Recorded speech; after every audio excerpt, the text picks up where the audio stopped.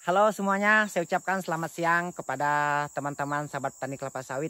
Jumpa lagi dengan saya John Kreatif. Nah, di video kita yang kali ini saya sedang berada di lokasi yang memiliki tanam kelapa sawit ditanam di lokasi yang basah, lokasi rawa. Ya cuma ini bukan gambut. Nah, ini umumnya sering terjadi di kebun petani biasa umumnya tuh. Nah, hari ini saya akan tunjukin tips bagaimana cara kita merawat tanam kelapa sawit di lokasi yang agak basah, sering tergenang air.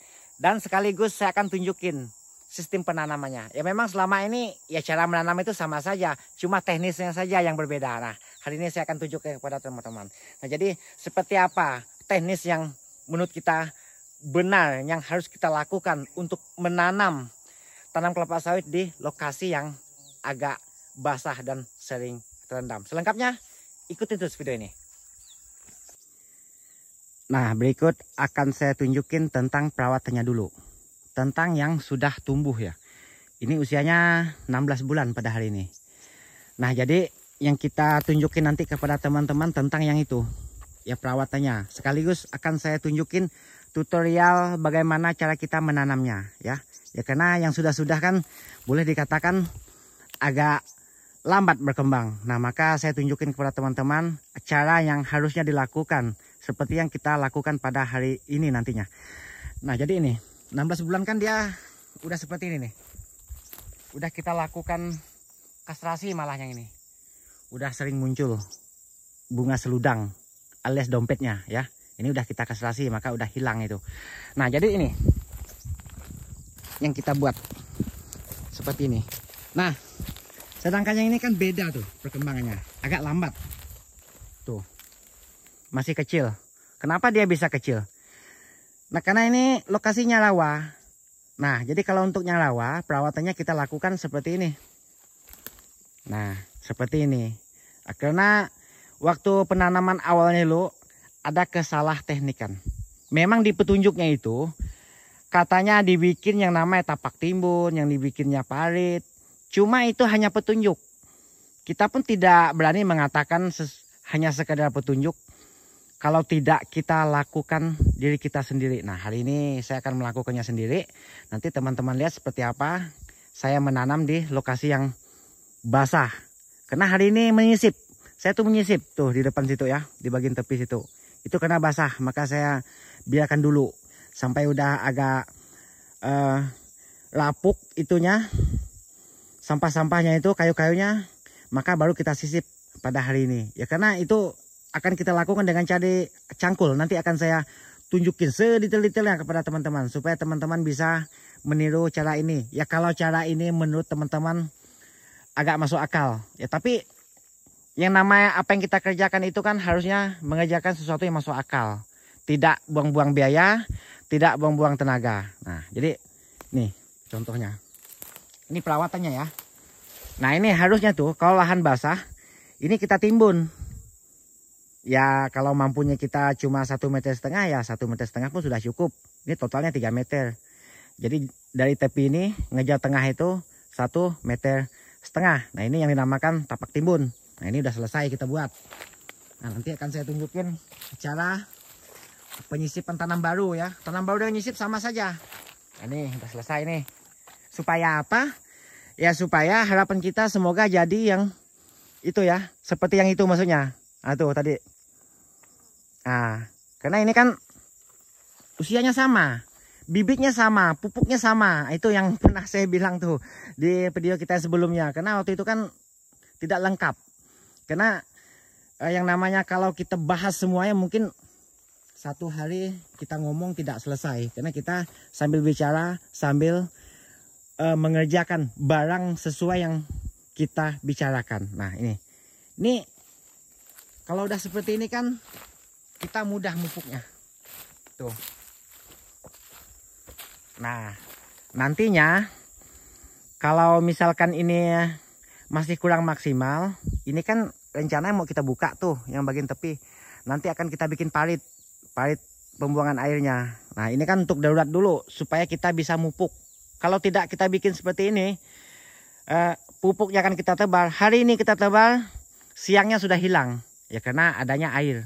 Ini bukan gambut ya, ini hanya rawa biasa. Ini sering terjadi di lahan petani mandiri umumnya. Karena ini ladang padi nih, tuh bekasnya tuh. Ya, bekasnya tuh. Udah panen kita. Nah, berikut akan saya tunjukin contoh yang sudah saya tanam pada hari ini. Nanti akan saya peragakan langsung kepada teman-teman. Bagaimana awalnya tuh cara kita membentuknya ya. Maka hingga jadi seperti yang ada di gambar di depan situ. Nih, ini yang sudah jadi. Tuh, basah tuh.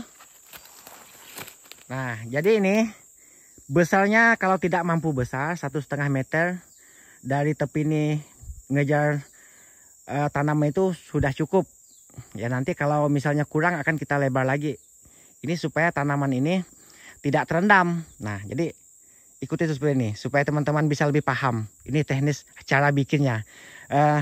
Maka sampai jadi seperti ini. Ya karena ada langkah-langkahnya. Kalau kita baca di petunjuk kan mereka tuh singkat sekali menjelaskannya. Tapi cara mengerjanya itu tidak ditunjukin bagaimana. Nah jadi hari ini nanti akan saya peragakan ya semampunya cara saya.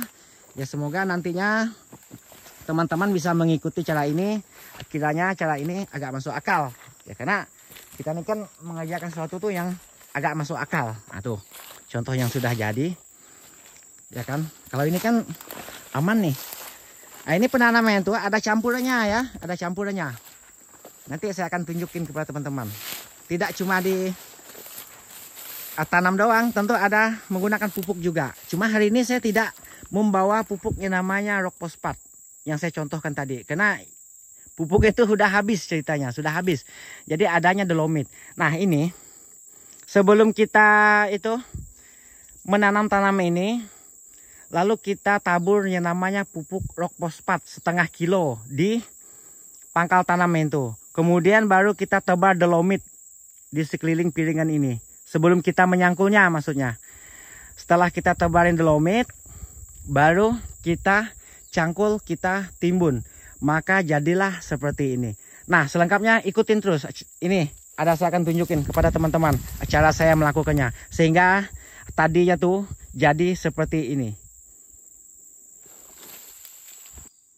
Nah, berikut akan saya tunjukin contoh bibitnya yang sudah kita siapkan, yang akan kita tanam nantinya. Kita pancang dulu. Ini kita nyisip di lokasinya agak basah nih. Nah, tuh pancangnya. Nah, jadi nanti teman-teman bisa melihat teknis bagaimana prosesnya kita menanamnya ya. Karena ini kan sayang nih kalau tidak ditanam nih. Ya walaupun tepi ya karena itu lokasi itu masih punya kita. Jadi nantinya ketika kita melebarnya yang sebelah sini ya. Ini sudah tertanam.